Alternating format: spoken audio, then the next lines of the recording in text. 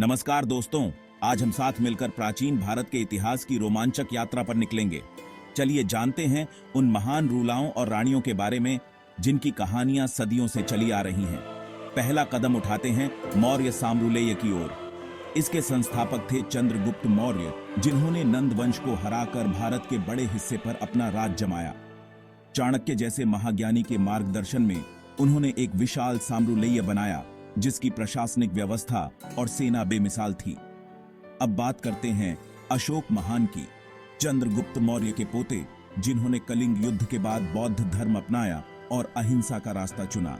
अशोक के राज्य में कला और स्थापत्य का भी बड़ा विकास हुआ। इसके बाद चलते हैं गुप्त साम्राज्य की ओर। सम्राट समुद्रगुप्त का शासनकाल भारत का स्वर्ण युग कहलाता है।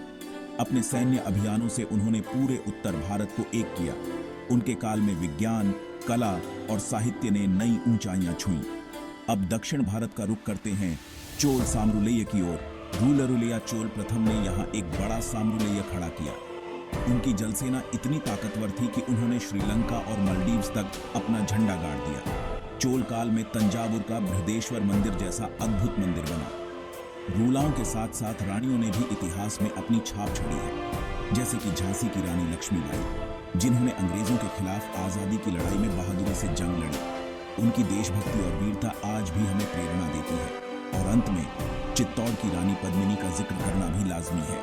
अलाउद्दीन खिलजी के सामने उनके साहस और बलिदान की कहानी इतिहास में अमर हो गई है। तो दोस्तों, ये थे हमारे प्राचीन भारत के कुछ महान रूला और रानियां।